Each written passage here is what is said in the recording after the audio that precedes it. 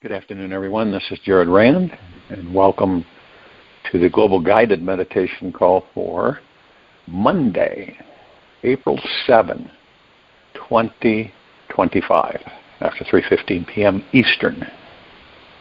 We're having a time for change call this Wednesday night after 9:15 p.m. Eastern.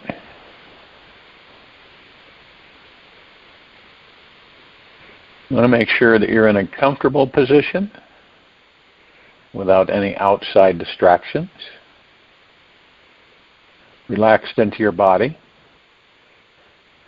Focused on your breath rising and falling. Ecstasy is our very nature. It's our natural state of being. Ecstasy. Not to be ecstatic is simply unnecessary. To be ecstatic is natural and spontaneous. It needs no effort to be ecstatic. It needs great effort to be miserable.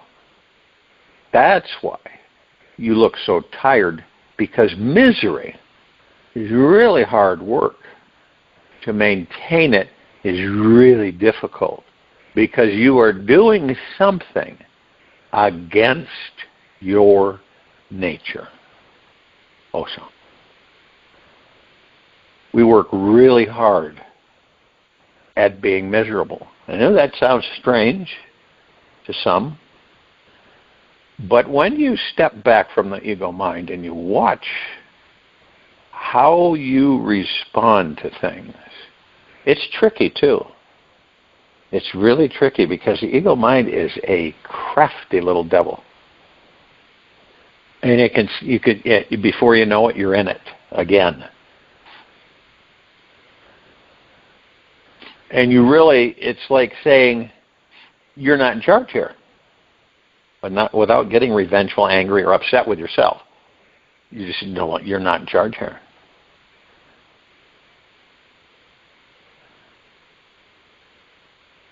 And so this is why we get into a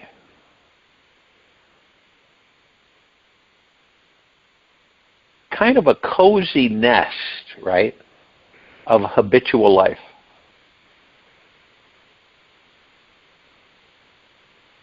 Into that place where we don't know what could happen next. We may have noticed that your ego is a master of creating habits. It craves to create the perfect comfort zone so it can feel the security, sameness, and receive an impenetrable force field of safety. And this comfort zone is different for every one of us. See, I've met the adrenaline seeker, always on the go, always on the edge, constantly, no matter what, always on the go, always on the edge. It'd be like someone who would, like on the weekends or more than that, they would they parachute and jump out of a plane at 10,000 feet every weekend. Or they get up to a high mount, 14,000 feet, sit on the edge, and look over nature. Or all kinds of things. I mean, it's just, and that is their comfort zone. That's their habitual comfort zone. Now for say a retired executive, it may be sitting by the pool in paradise every day, sipping a cold pina colada.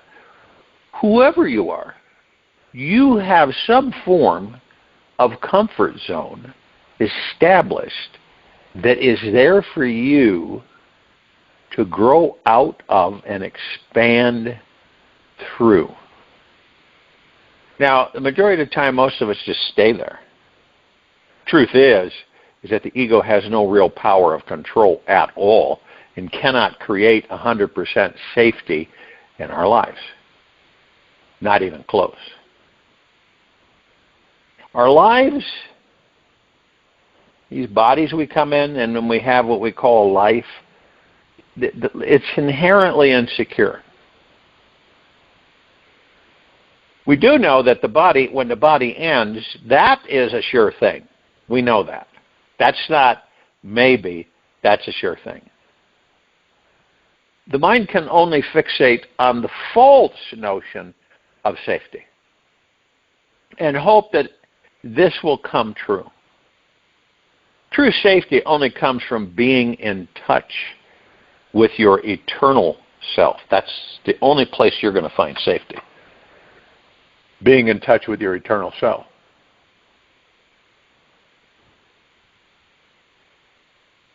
It's that infinite part of you that will never die. Now, what could be safer than that? Now, we know that everything in this world, the body you're in, everything around you, and everyone around you, everything around you,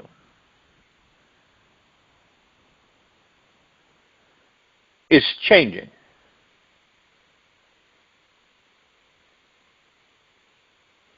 Never stops. The flux of matter is what makes life so exciting, spontaneous and dynamic. Our bodies are not the same body that we atomically had 1 year ago. And 10,000 years from now, we may not recognize or understand half of what we see. And as long as the ego is in charge and thinks it's running the show, it will be holding you tightly to the lie of safety by sticking like super glue to its comfort zone. It's not your comfort zone. It's the ego mind's comfort zone. And there's nothing wrong with being comfortable. We all seek that all the time. In fact, it can become a precursor to deep spiritual, mystical life experience, like we're doing in this meditation, relaxing into the body, being in a comfortable position.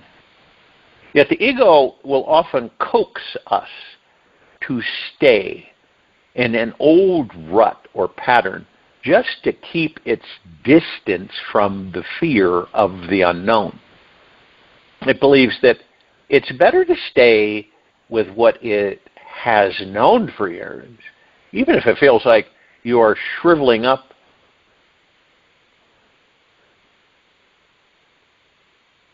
Think about that.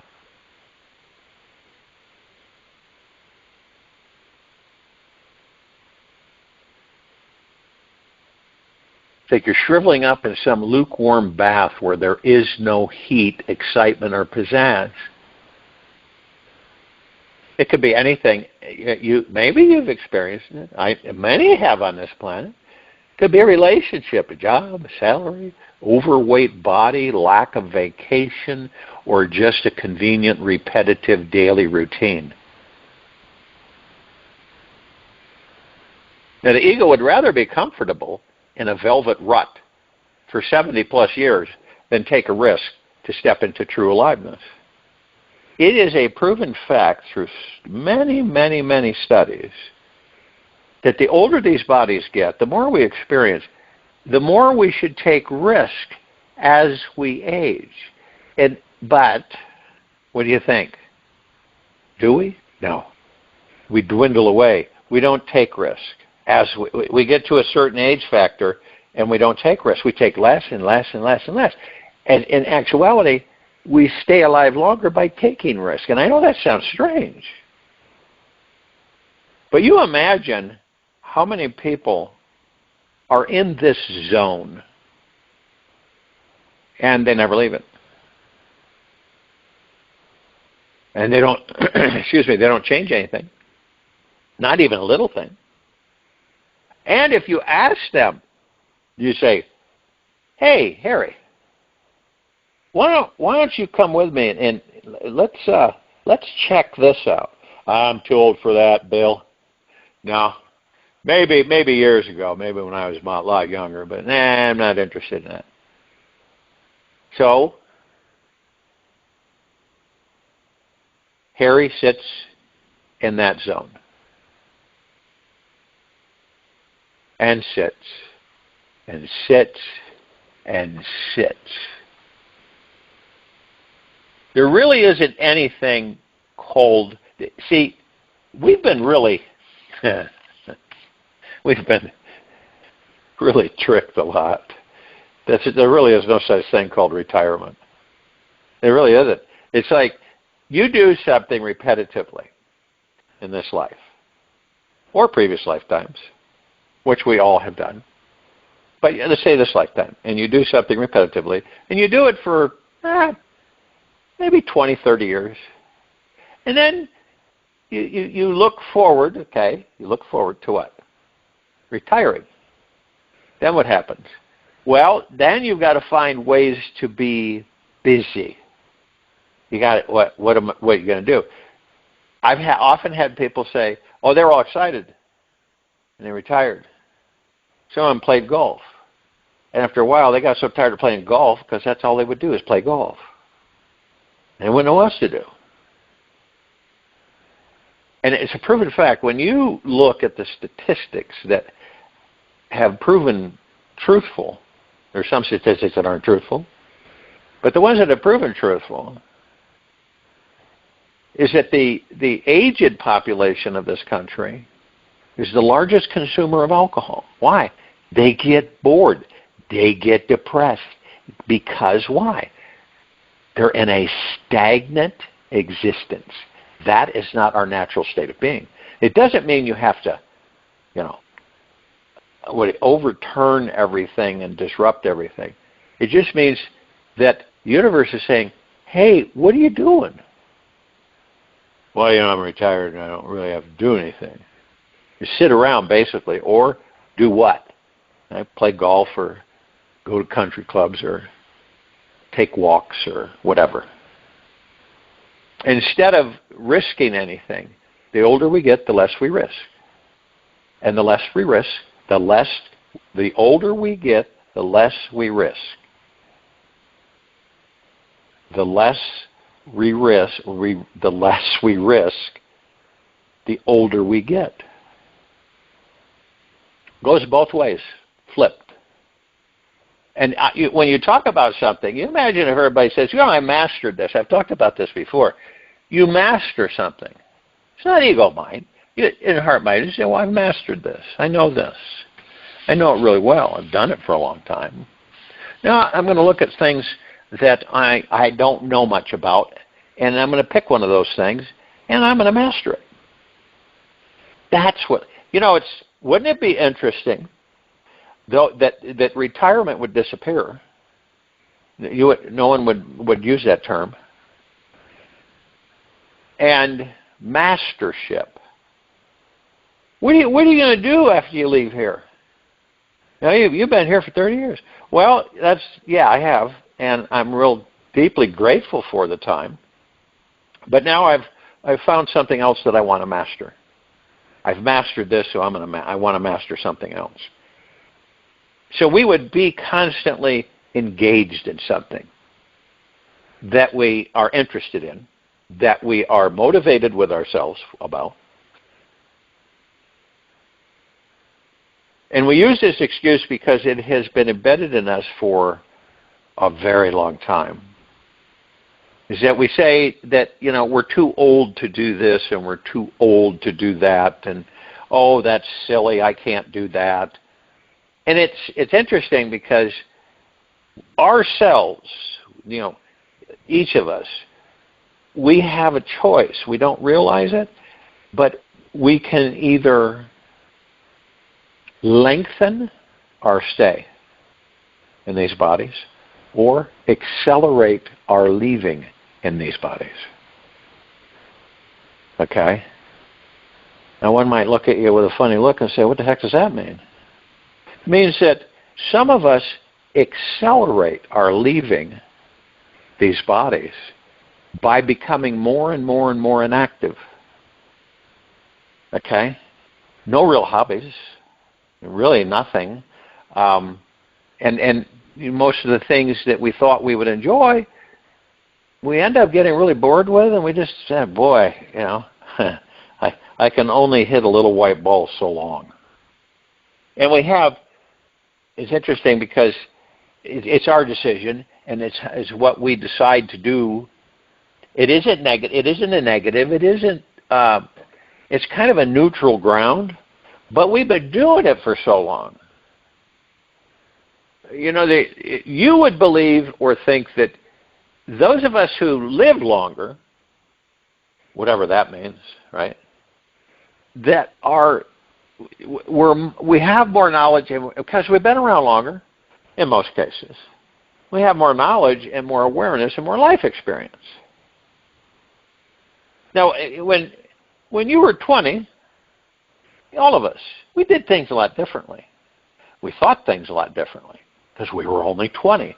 We had only been around the sun 20 times. So we weren't, we were footloose, fancy-free for most part. And then, I've heard young people say that they got aches and they have aches and pains and they're stiff. And how old would you think that they would be when they start saying this? 35. I'm not kidding you. 35. And even when and then you hear people they turn 50. Oh my goodness. Wow, you really feel it. See, when you concentrate, you can concentrate on how the body feels in a good way. Because you're feeling means you're alive. But you do it in a good way, so it's really great to be alive in this body. And you learn a lot, and we're always learning. You could be 5,000 years old and still be learning. It doesn't matter. Okay, so we master things, we go through life, we do this, we do that, we do this, we do that. We got a lot of doubt thrown in there, right?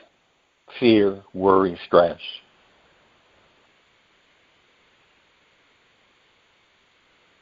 Doesn't it make sense that we master we master the material physical life because we know it.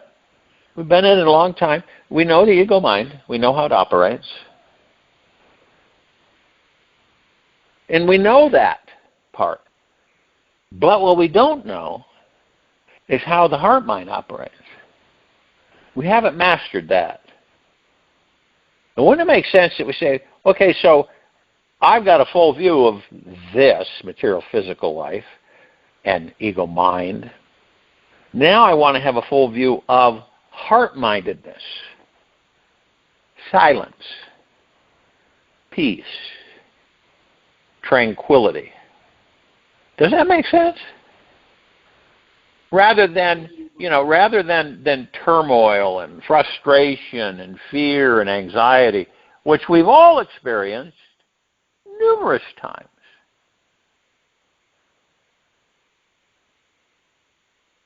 So then we say, well, you know what? I've mastered this. I'm going to go to heart-mindedness and master that.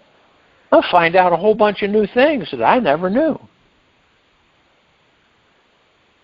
But we see, and then retirement's a thing of the past. You're retired? No, I don't ever retire. Retire. It sounds like a retread, doesn't it? Retire. And because of that perspective, our age accelerates. When we retire, we accelerate our aging. Why is that?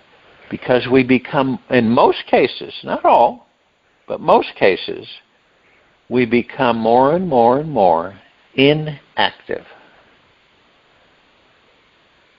We sit more. The worst thing that any of us could do is to sit for long periods of time without moving. Okay? Sitting, after a while, can damage the body. Just like, if you're going to sit for an hour, you get up for 15 minutes and you walk around and do something. It's always keeping the blood flowing. That's all it is. And it's a proven fact that if we kept active, and I don't mean, crazy stuff where we injure ourselves, but we stayed active. Active lifestyle. You don't have to do a lot of stuff, spend a lot of money.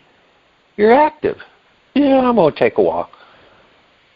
Or I'm just going to go for a drive and pull off, and over here there's parks and places and stuff. And then somebody might say, well, yeah, but then you got to look around with everything happening. Where attention goes, energy flows. Okay, so we choose not to create anything around us that's going to be detrimental to us. So what do? Well, we focus on being happy, at ease, having fun just being. That's it.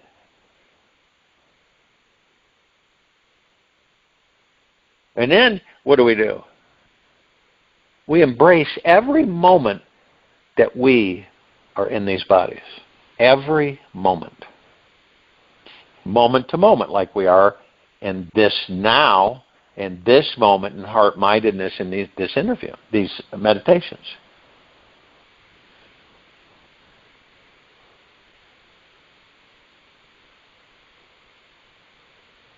It's like, you know what a kaleidoscope is, right? It's got a lot of different colors. You put light through it, and it's, as a kid, it was fascinating for me because I was always looking for a different kaleidoscope. I'd go in this one store, and the guy in there always had these different kaleidoscopes, some of them really fancy. And the more intricate they were, the more interest I had, because I loved seeing the light through all of those colors and all the movement of the different, geometric shapes and soft and hard edges. And this is how we do it in this life. We're not, we've got a little, mega comfort zone area, but we're always kind of like the kaleidoscope, moving around and changing colors and looking at different things with amazement, like we did when we were kids. We always looked at things that were amazing. Now, of course, the older people around us usually thought it was silly because they forgot how to be a kid. And we were kids, and we just thought it was fascinating. Things that the older people would think was just, ho-hum drum. But we, as children, thought it was phenomenal. You see the difference? You really can. When we get older, so to speak, we get less excited about those little things. Like when we were kids, we thought, wow, this is great. And our imaginations were flying high. But as time goes by, it kind of goes into slumberland. And we just kind of slip through life. And we're always, at times, the scary part for most, you have the comfort zone, but you're constantly moving beyond it. Right? It's like you say to yourself, oh, I've got to do this and I've got to do that. Right? We all do that from one time or another. But we don't do it. And we say, oh, I got to get that done, but I'll do it tomorrow. And we don't do it tomorrow. But those are things that the universe, we bring in that with the universe so that we do something different. That's what this life's about. It is a rich, enlightening experience. So we do things differently. And not the same. Not the same all the time. You might go in a different direction with something that you've been going in one direction with. Or you might, and I've talked about this before, it's so important for us to remain active. some form of activity. Doesn't have to be complicated. But don't allow ourselves to become sedentary. Because our bodies accelerate the aging process. That's a fact. The more you sit, the more you do that you're not active, your body ages a lot quicker.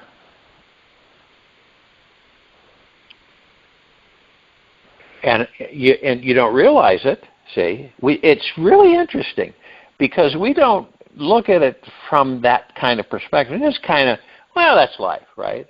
Things happen. And because we're not active, a lot of other things begin to show up with our bodies. We don't correlate it. Poor digestion. Poor elimination. Lethargy. Fatigue. Brain fog. Where do you think all that comes from? We aren't moving the blood. The blood's you got to keep, well, yes it is. You sit, the heart still pumps and pushes blood through the circulatory system. Yeah, but not the way it should be.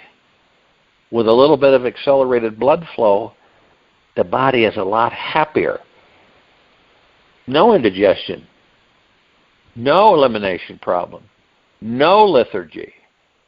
That's what happens. It's kind of like when you get that way, you say, you know what? The reason these things are happening to my body is because I have become too sedentary. I'm too sedentary. It isn't a negative. It is an awareness that we come full circle with it. But look around you. You go back, let's say,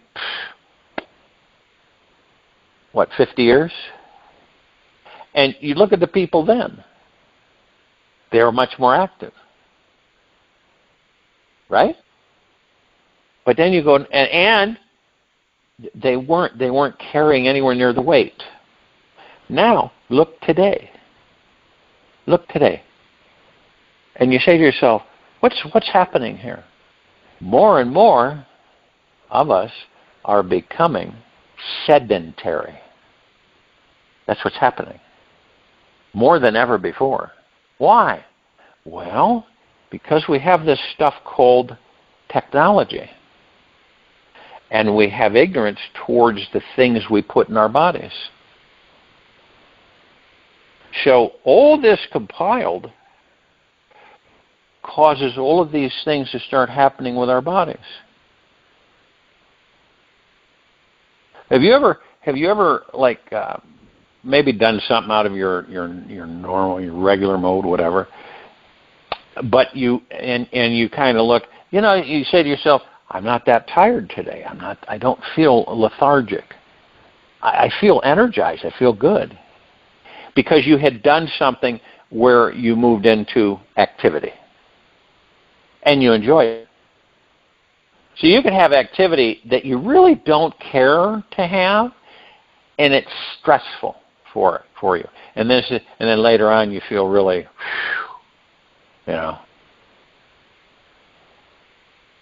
But when you're active and you're not sedentary, and active means mentally, physically, emotionally, and you begin to say, wow, this is great. Why didn't I do this before? Now, do you do the same thing every day in and day out? Okay? You ask yourself that. Kind of review your day and say, do I do the same thing every day? Every day, every day, every day, every day. To make it interesting, you could say that you have one area over here that you did, right? Okay, so I did that. That's done. You can call it a mini day. And you go over here and you say, okay, I did this. I had to get this. I wanted to get this done. And you can call that a mini day. Different actions and activities that you do during the course of your day. Right? and you turn them into mini days.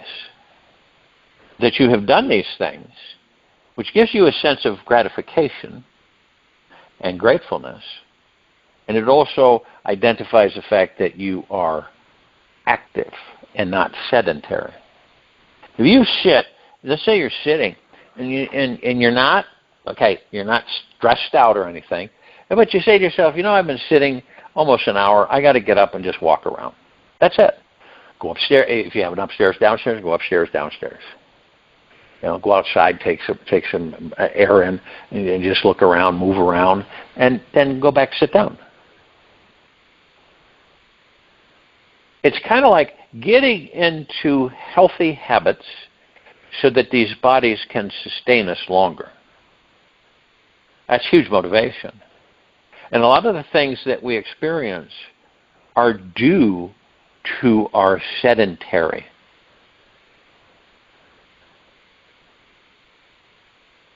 We become sedentary, and a lot of the things that happen with these bodies over time are from being sedentary. We don't care to be sedentary. We're here to enjoy our lives. Everybody deserves the best of everything.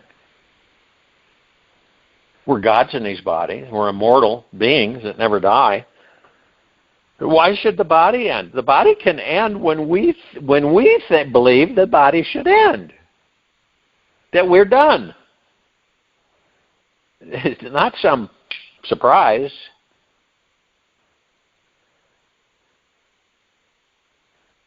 So we have these things. And basically we all have this huge library that we hardly ever use. We don't go in, we don't look at anything. It's there, but we never go in there. Most of us don't even know how to get there.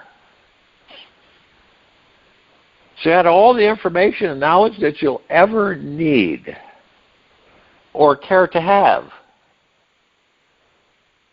And what we do is that we have fun. All of these things are fun. They really are. I mean, I've been in situations where most people would say, well, that's not fun. And it depends on how you look at it. Okay? When you don't fixate on something, it passes. It just does. It just passes. It doesn't bug you anymore. It's not haranguing you anymore. It's gone. It's just eliminated. And if it comes back in, you just dismiss it again.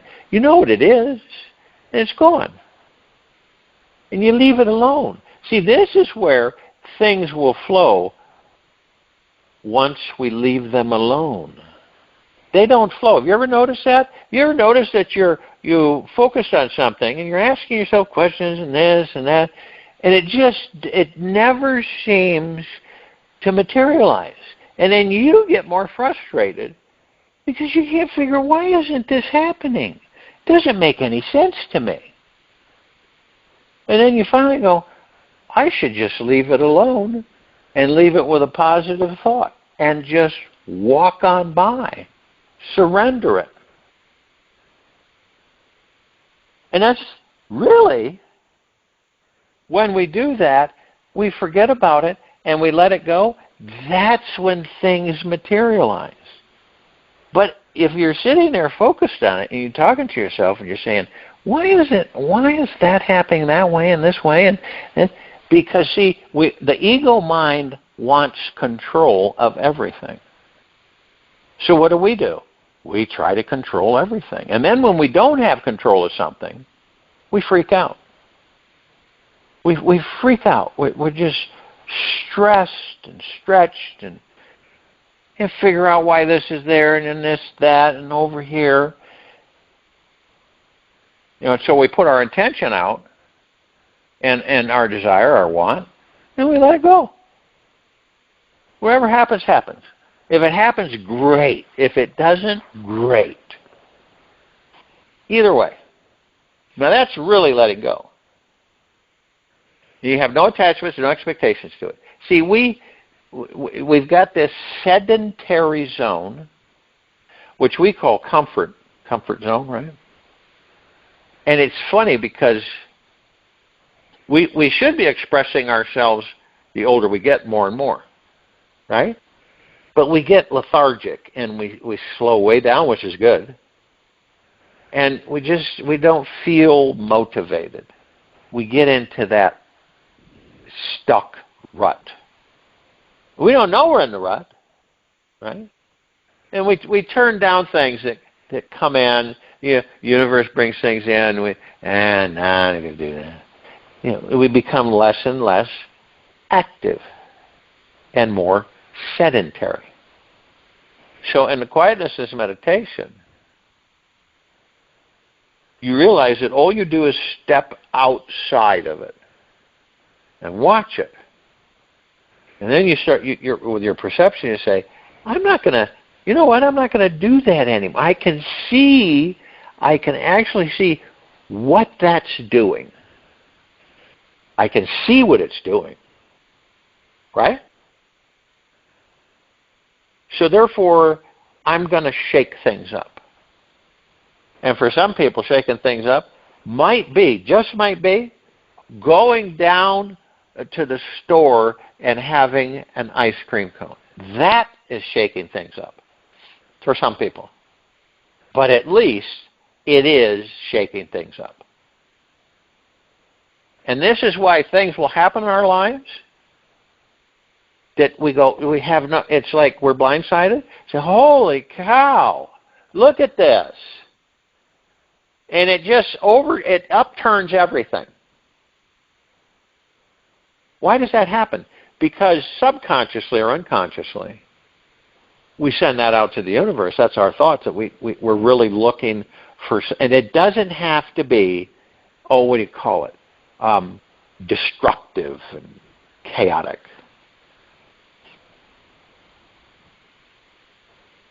This is why when you pay enough attention to how your body is, and then you connect it with your environment, and then you begin to realize that, okay,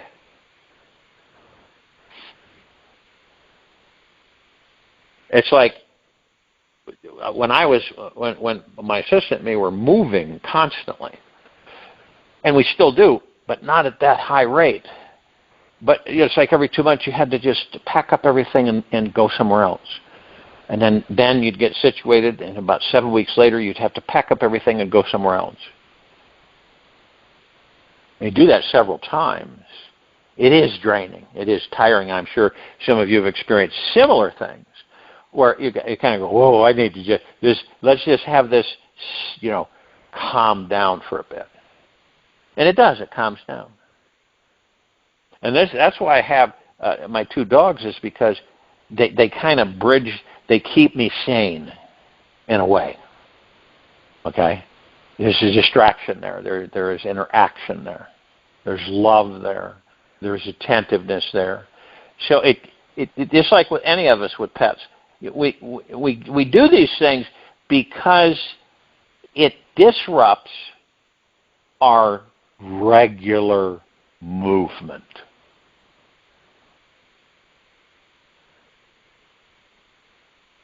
And this is why we always stay in 24/7 gratitude.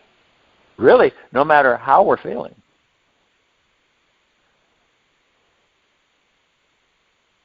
I join you in meditation. I'll return to close us out.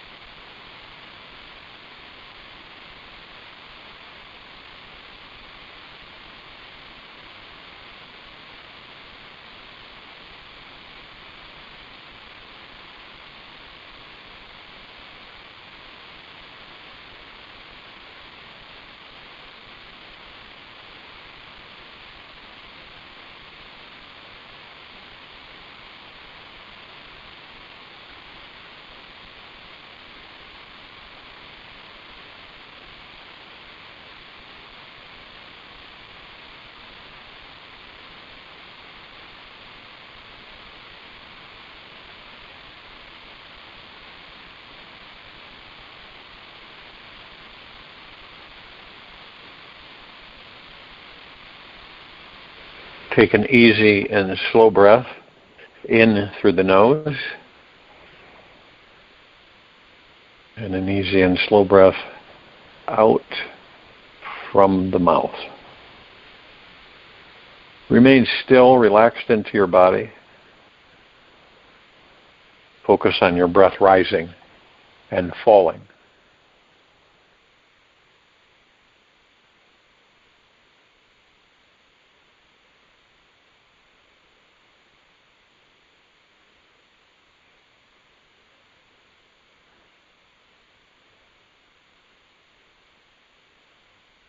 Today is Laughing Day.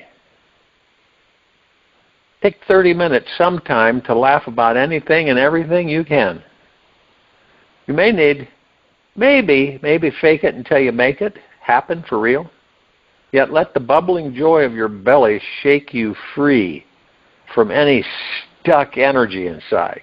Let yourself laugh more than you have in years today. Think of only those things that lighten you up. Be a crazy, silly Willy until your belly hurts. You'll get a good core workout and your stomach as well. Take this with you for the rest of your day, into the evening and night and the following morning. We'll return here Tuesday, April 8, 2025, after 3:15 p.m. Eastern to continue our global guided meditation call. Be gentle, kind, generous, and humble with yourself at all times. Be in the highest of the highest high, deepest of the deepest deepest, purest of the purest purest, eternal gratitude at all times, no matter what's going on within you or outside of you. Open your heart and allow the magic to flow in.